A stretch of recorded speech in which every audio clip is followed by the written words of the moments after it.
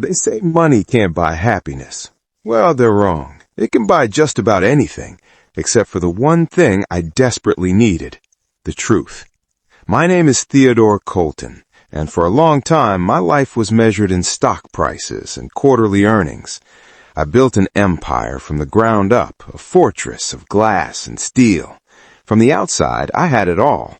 A mansion so big it echoed, a garage full of cars I never drove, and a bank account that could fix any problem. Any problem, that is, except the gaping hole in my own life. After my divorce, which felt more like a business transaction where my heart was liquidated, I realized my fortune wasn't a gift. It was a target on my back. Every woman I met saw a walking, talking bank account, not a man. They noticed the expensive watch on my wrist before they saw the worry in my eyes. Their laughter at my jokes was always a little too loud, their compliments a little too polished. They loved the idea of me, the provider, but they didn't actually see me. So I made a choice, a desperate, calculated decision born from pure exhaustion. To protect my heart, and more importantly, to protect the world of my 6-year-old daughter, Matilda, I would become someone else. I'd engineer my own failure. On every new date, I'd be a man struggling to get by. I would be poor. It was a bitter plan, a shield against a world I just didn't trust anymore. I had to find a woman who would love me for who I was, not what I had. This is the story of how I faked being poor to find someone who wasn't a gold digger and ended up questioning everything I thought I knew about myself. My new identity was a carefully crafted lie. I wasn't Theodore Colton, CEO. I was just Theo, a freelance graphic designer, perpetually between gigs. I swapped my tailored suits for worn-out jeans and faded t-shirts from a second-hand shop. My sports car was replaced with a sputtering 20-year-old sedan, coughed like an old man. The mansion became a ghost I only returned to late at night. My home was a small, dingy apartment I rented across town, a stage set for my little play. And the first few dates, they just proved my worst fears right. First, there was Amanda, a real estate agent, whose eyes lit up when I said I was in design. I'm sure she was picturing minimalist logos for luxury brands. We met at a cheap coffee shop. When the $9 bill came, I patted my pockets with practiced panic. "Oh no," I mumbled. "I think I left my wallet in my other pants." Her smile, which had been so bright, just flickered and died. She paid, her movements clipped and sharp. She had an early morning, she said. I never heard from her again. Over the next 18 months, I went on 25 of these dates, 25 dress rehearsals for heartbreak. Each one was another cut to my faith in people. There was Jessica, who asked what I did for a living within 5 minutes. When I described my life as a struggling artist, her eyes drifted over my shoulder, already scanning the room for someone better. Then there was Chloe, who actually lasted through an entire dinner. For a second, I let myself hope. But when the waiter asked about dessert, I gave her a sheepish grin. I'd love to, but I probably shouldn't splurge. Things are a little tight. She didn't just look disappointed. She laughed. A short, sharp laugh right in my face. That one stung more than the others. Each failure just built the walls around my heart a little higher. My daughter, Matilda, was the only light in my gilded cage. She knew nothing about my cynical games. She only knew her daddy, the man who built Lego castles with her and read the same bedtime story 100 times. But even with her, I felt a gap growing.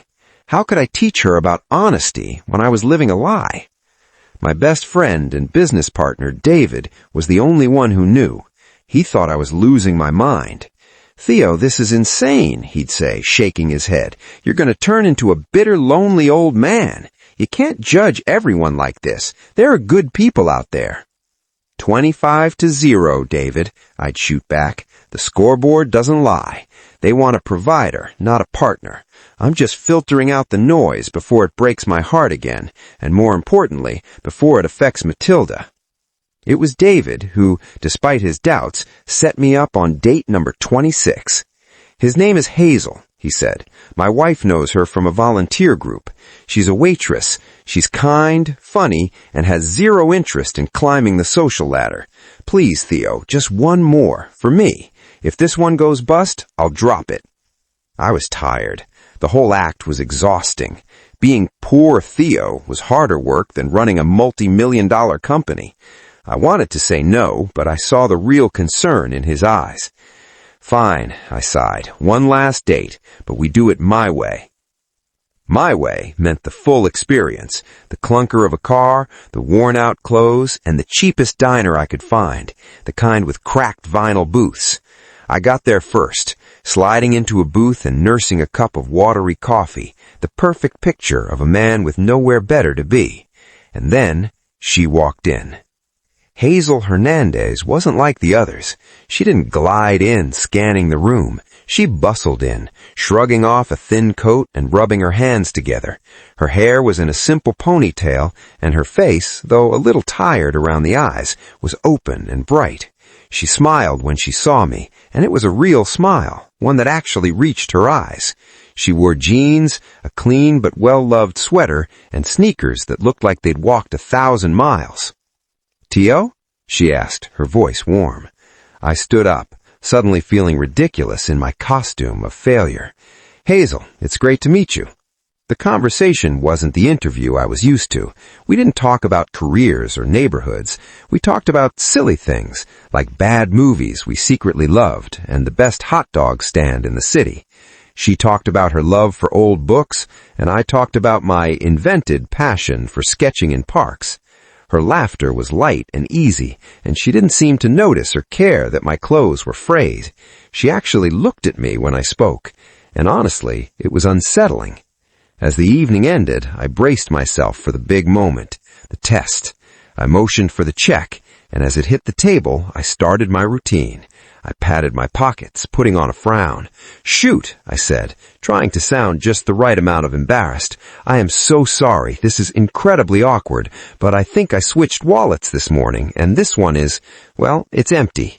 I waited for the shift, the tight smile, the flash of annoyance, the quick, dismissive reach for her purse.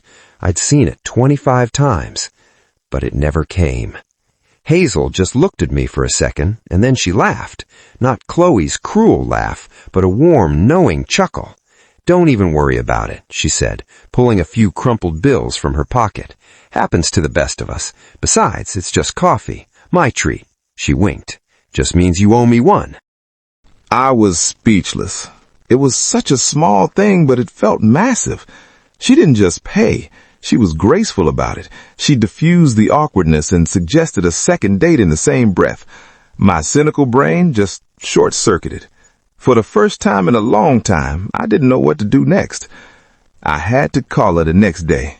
I told myself it was for the experiment, that she was an anomaly that needed more study. But a small part of me knew the truth. I just wanted to see her again. For our second date, I upped to ante, a walk through a botanical garden, a free activity.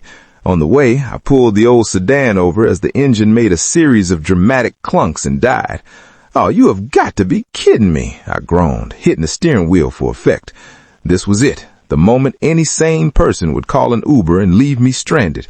Hazel just unbuckled her seatbelt. "Okay, pop the hood," she said, calm and practical. "My dad taught me a few things. Let's take a look." For the next 20 minutes, we were on the side of the road, leaning over a greasy engine. Hazel, without hesitating, got her hands dirty, pointing at things and checking connections. She didn't complain or get frustrated. She laughed, joking about what a terrible team of mechanics we were. The car, of course, was fine. I just disconnected a cable before picking her up. After a bit of tinkering, I found the problem and reconnected it. The engine sputtered back to life. As we drove off, Hazel wiped a smudge of grease from her cheek and smiled at me. "Well," she said, "at least it's a date I won't forget." Looking at her in that moment, so unpretentious and resilient, a terrifying thought hit me. This wasn't a test for her anymore. It was becoming a test for me. We went on a third date and a fourth. Each time I came up with some new disaster to test her patience, and each time she met my fake hardship with a real grace that left me spinning. The biggest test was our fifth date. I'd spent weeks building up the story that my freelance work had totally dried up. I met her for dinner, acting heavy with manufactured anxiety. I told her I'd lost my last big client. I didn't know how I was going to make rent. I was watching her face, searching for the first sign that she was about to bail. Instead, she reached across the table and put her hand on mine. "Hey," she said softly, her gaze steady. "It's just a job. You're talented. You'll find something else. We'll figure it out." "We'll figure it out." That one word, "we," just echoed in my head. She wasn't just offering empty words. She was positioning herself as my partner. The next evening, she showed up at my decoy apartment with a container of homemade soup and a neatly printed list. "I was looking online," she said, a little shyly. "I found a few companies looking for graphic designers. I circled the ones that seemed promising." I just stood there in the doorway, holding a list of job opportunities, the smell of chicken soup filling the air of an apartment I didn't live in. I felt like the lowest form of life on the planet. This woman, who worked double shifts at a diner, had spent her precious free time trying to help me. She wasn't a gold digger, she was a giver, and I was a complete and total fraud. On our 6th date, I knew I was in real trouble. We were walking past a playground and she was telling me about her younger brother. He had a chronic illness, a battle he'd been fighting for years. The medical bills were a mountain that never stopped growing. She spoke of her double shifts and exhaustion, not with self-pity, but as simple facts. She was working to keep her family from drowning. Her struggle was real. Her sacrifices were real. And I, a man who could erase her financial problems with a single phone call, was standing there pretending I couldn't afford a movie ticket. The guilt was a physical weight on my chest. I was falling for Hazel Hernandez, genuinely, deeply falling for a woman who knew nothing about the real me. The lie was no longer a shield. It was a cage. Every instinct screamed at me to tell her the truth. But how? "Hi, Hazel. By the way, everything I've told you is a lie. I'm a millionaire who's been putting you through a series of cruel tests to see if you were good enough." She'd walk, and she'd be right to. The fear of losing her was now so much bigger than the fear of being used. My two worlds finally collided one Saturday. I was with Matilda at a park near my real house. "Daddy's new friend is nice," she said out of nowhere as I pushed her on the swing. "My new friend?" I asked, nearly stopping. "Hazel," she said, like it was obvious. We'd done a quick, awkward video call I couldn't avoid. "You smile when you talk about her, like when you show me my drawings." Her innocent words were a dagger. I was supposedly modeling a healthy relationship for my daughter, but it was all built on lies. What kind of lesson was that? Later that week, David cornered me again. "You're still seeing her," he said. It wasn't a question. I just nodded. "And you haven't told her." "How can I, David? She's incredible. She's everything I thought didn't exist. And I'm this fraud. She's telling me about her brother's medical bills, and I'm sitting there playing a part. If I tell her now, I lose her." David's face was grim. "And if you don't, if she finds out some other way, you won't just lose her, you'll destroy her. This started as a way to protect your heart, but you're about to shatter hers. You need to decide what's more important, your fear or her truth." He was right. I'd set out to find a person of character. Now that I was the one with no character at all. The test was a success. It was the scientist who had failed. I had to tell her. I had to risk everything. I owed her that. Getting up the nerve to confess was the hardest thing I've ever done, more terrifying than any boardroom deal. I asked Hazel to meet me at a quiet cafe, a neutral place, untainted by my lies. When she walked in, she looked worried. "Theo, are you okay?" "I need to tell you something," I started, my voice hoarse. I clasped my trembling hands together on the table. "And I just need you to listen, please, before you say anything." She nodded slowly, her eyes wide. I took a deep breath. "My name isn't just Theo, it's Theodore Colton, and I'm not a graphic designer. I own a tech company, a pretty big one." I risked a look at her. Her face was just pure confusion. "The car," I pushed on, the words tumbling out in a rush of shame. "It's not mine. I bought it for this. The apartment you came to, I don't live there. It's a prop. Everything. The story is about being broke. It was all a lie." The confusion on her face slowly morphed into dawning horror. It was like watching the sun go out. "Why?" she whispered. So I told her everything. The divorce, the women who only saw my wallet, the cynical tests. It started as a defense mechanism, a broken plan from a broken man. I was so sure I knew how it would go. I'd pretend to fail and she would leave, like all the others. I finally met her gaze. Tears were welling in her eyes, and my heart just shattered. "But you didn't," I said, my voice thick with emotion. "You never did. You met my fake poverty with real grace. You got grease on your hands for a man you barely knew.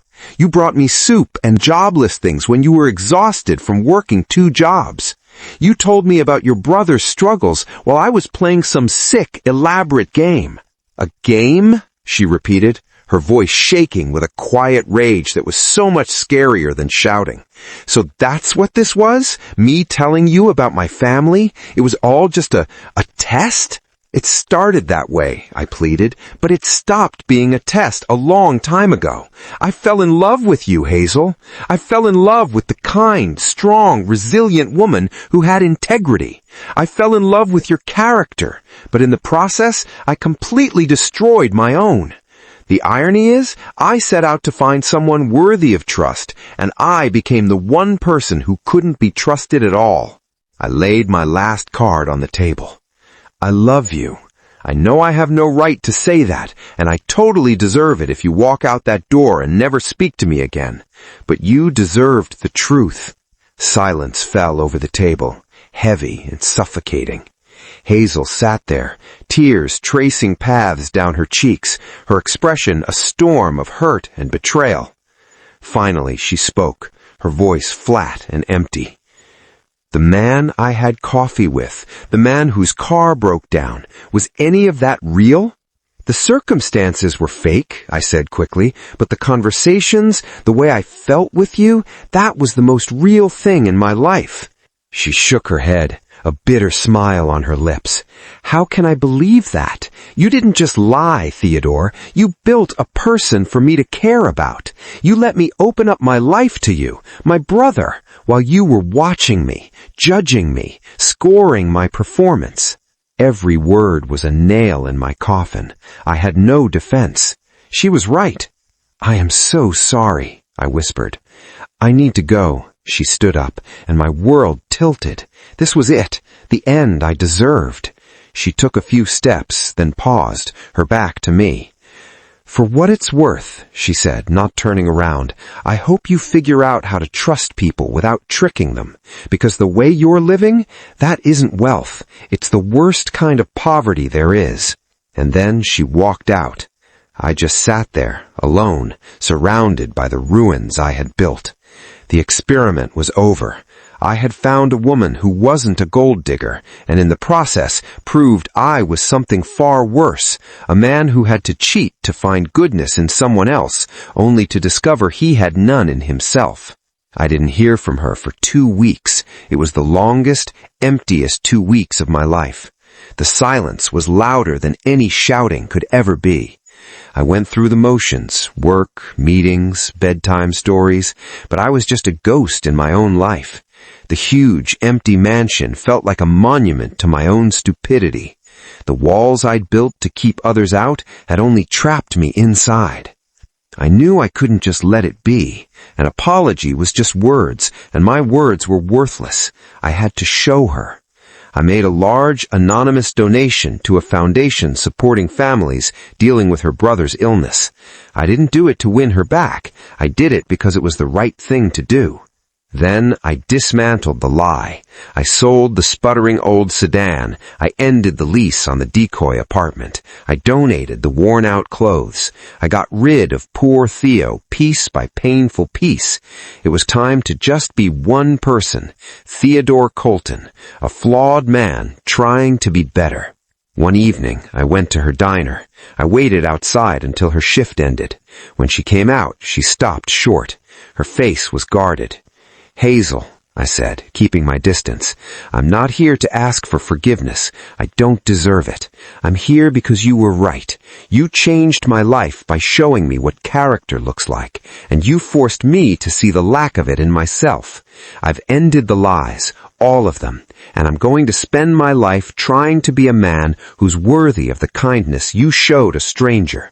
I handed her a small envelope. "It's not money, it's a letter. It's the truth. If you never read it, I get it. but I hope you do." Then I walked away.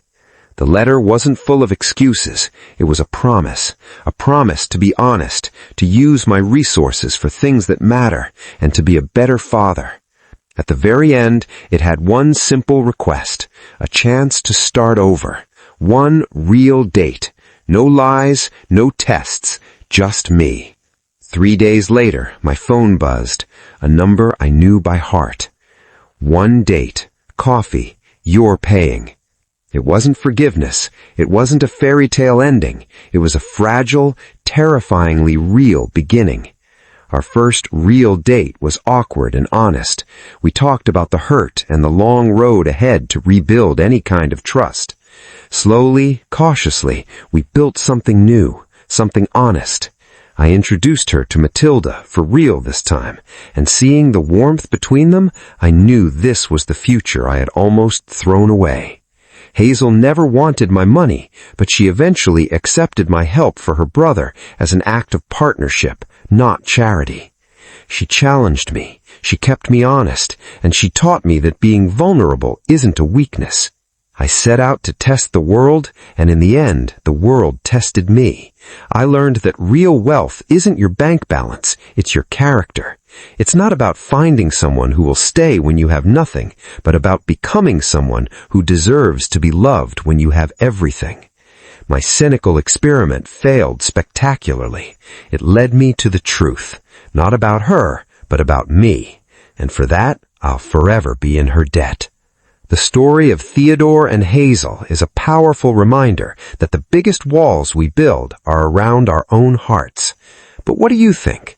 Could you ever forgive a lie that big, even if it led to true love? What would you have done if you were Hazel? Let us know your thoughts in the comments. And if you were moved by this story, please give this video a like and subscribe for more stories that make you think and feel. Thanks for watching.